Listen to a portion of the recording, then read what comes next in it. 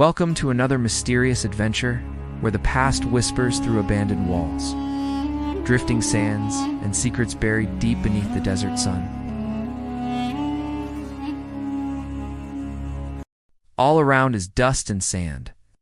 In between, there are a few old houses and a mosque. Though it looks like any other village during the day, this village disappears at night. This village is an old village of UAE called Al-Madam. The entire village disappears at night. Is that really true? Let's find out the truth. Al-Madam village, also referred to as the Ghost Village, resides hidden away between the borders of Sharjah and Oman.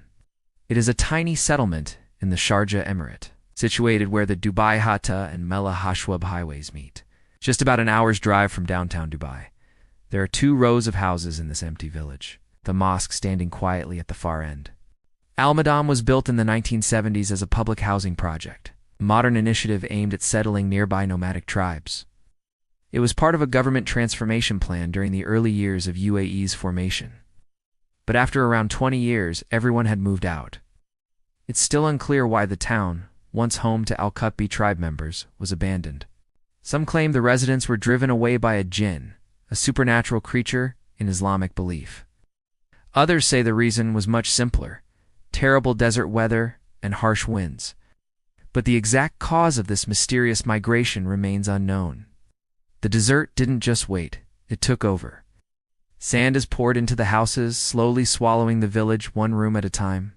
The harsh reality of desert living and the relentless shifting dunes have claimed nearly every home. And yet some of the houses still show signs of life. Artistic wall paintings, colorful floor tiles, and even broken doors hanging on their hinges. In some areas, the sand has risen so high that you can't even enter the rooms. It's haunting, yet beautiful. But before you pack your bags and head toward this eerie landscape, let's take a deeper look into what makes Al-Madam so mysterious and captivating. As the sun sets over the desert, the wind begins to whisper through the empty rooms. At night, the real mystery begins. Local stories claim the village disappears, not in the physical sense, but in a spiritual one. Some visitors say they get lost or confused at night. Others say flashlights weaken, time slows down. There are rumors of strange sounds coming from the mosque: footsteps, whispers, even faint calls to prayer, with no one around. Could it be animals? The wind? Or something else?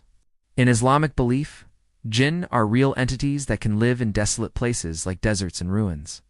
Many locals believe that jinn never approved of humans building here and eventually forced them out. It's just a tale, maybe, or maybe not.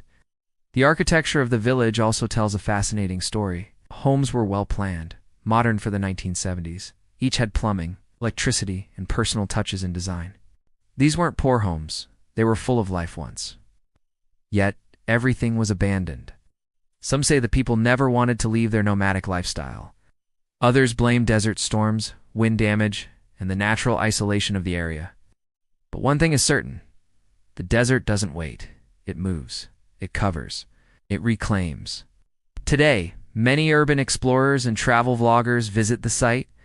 Some report camera malfunctions, GPS errors, and drones crashing for no reason. Coincidence, possibly?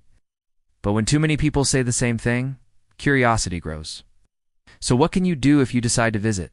Despite its ghostly appearance, Al-Madam is open to the public. You don't need a ticket. You can explore on your own or join a guided tour. But remember, it's a desert, not a theme park. There are no facilities, no toilets, no shops, no water, so come prepared. And what you'll find is unforgettable. The village still stands in perfect rows. The mosque watches over the land like a guardian. Silence is heavy. There are no people, no animals, just the wind. Inside the mosque, the atmosphere is intense. The mihrab, prayer wall, and even ceiling fans remain. Some visitors report a peaceful feeling. Others say they feel watched. Photographers will love the place. The play between man-made walls and wild sand creates surreal visuals, especially during golden hour, just before sunset. If you plan to go, make sure to wear closed-toe shoes. Bring water and a first aid kit. Travel in groups. Avoid visiting during summer months, the best time to visit. Between October and March, especially November or February when the weather is cooler and clearer. Climbing dunes and walking through sandy ruins in summer is not only uncomfortable, it can be dangerous. Some brave adventurers visit at night or camp nearby. While it's not illegal, it's risky.